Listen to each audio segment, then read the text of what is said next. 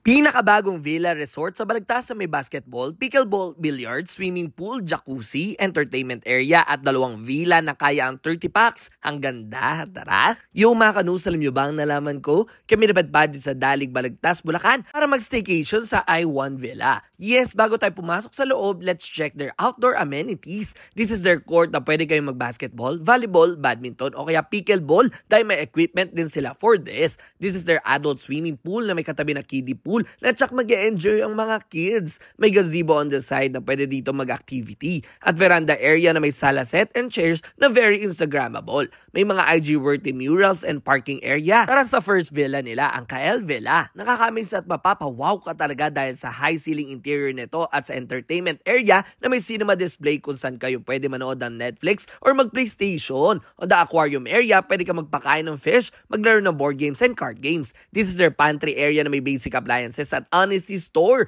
dining area at comfort room. And pag-akyat sa taas, dito makikita ang bedroom sa kaya ang 15 packs sa very cozy. The second villa is Serene Villa naman. Dito located ang billiards area, dining area na pwede kayo mag-set up ng greetings sa harap, and their living room kung saan naman pwede manood ng Netflix or mag-video okay at mag-chess. Meron silang dalawang rooms na kaya ang 15 packs at ang paborito ng lahat na massage chair. May smoking area, tambayan area, kitchen area na may basic appliances, griller, kitchenwares saan pwede magluto. Mayroon sa labas sa comfort room at luxury comfort room na may jacuzzi pa nga. Social, di ba? Meron silang free wifi part sa lahat. And this is their rates na ilalagay ko lang sa baba for your reference. Kung ano pa hinintay nyo, tara na dito sa I1 Villa sa Balagtas, Bulacan. Let's go!